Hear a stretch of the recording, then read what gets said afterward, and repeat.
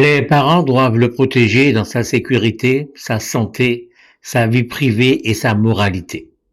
Ils doivent également assurer son éducation et permettre son développement dans le respect dû à sa personne.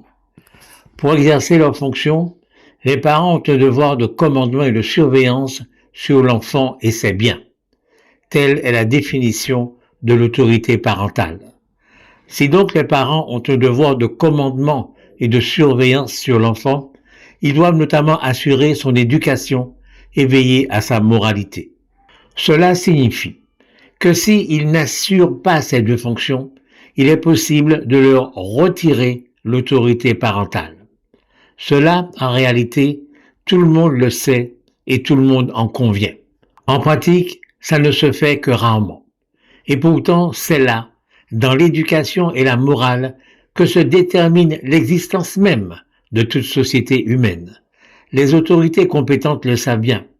Et c'est pour cela qu'il existe une myriade d'organismes et de structures de toutes sortes qui doivent en principe aider les parents à assumer cette partie-là de leur mission. Si donc la délinquance et la criminalité augmentent dans notre société, c'est parce que, en réalité, la famille et toutes ces structures qui l'entourent échouent. Auparavant, il faut le reconnaître, elles étaient bien aidées par l'Église ou par les églises. Mais ces dernières ont aujourd'hui perdu beaucoup de leur influence et de leur rayonnement. Il faut donc trouver autre chose. Et pour cela, il faut mettre l'imagination au pouvoir. Mais au fond, pas tellement. Nous avons signalé qu'il suffit de faire en sorte que l'éducation nationale porte enfin un nom qui corresponde à sa fonction, c'est-à-dire qu'elle ne se contente pas d'instruire, mais également d'éduquer. En charge des enfants depuis l'âge de 3 ans, elle pourrait jouer un rôle décisif dans leur éducation et leur moralité. Il faudrait qu'on lui en donne les moyens. Il faudrait même que cela devienne une priorité, puisque de cela dépend, nous l'avons dit, la société elle-même.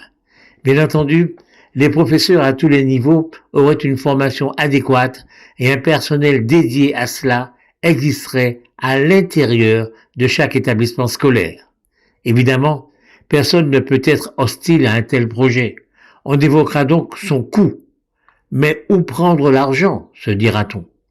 D'abord, en principe, si ça marche, on aurait moins besoin d'éducateurs, de policiers, de gendarmes, de juges, de maisons de redressement, de prisons. Bien entendu, donner cette mission d'éducation à l'école constituerait une véritable révolution.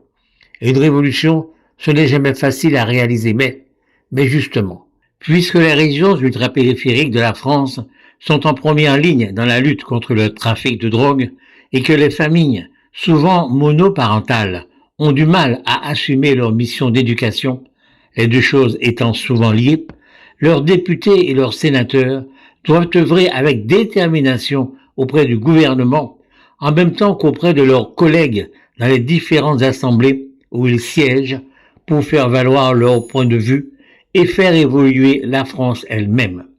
Et si elle ne veut pas évoluer la France, eh bien au moins que l'on fasse que l'éducation nationale remplisse sa fonction d'éducateur dans les régions ultrapériphériques avec, s'il le faut, des règles qui ne seront applicables qu'à elle. Ce serait de surcroît une magnifique expérience d'autonomie non institutionnelle. Mais tout ça, c'est pour prendre du vent, apprendre du vent, prends-nous. Parce que, aujourd'hui, la Martinique, répétons-le, est un pays paisible, extrêmement loin de tous ces pays criminogènes qui nous entourent.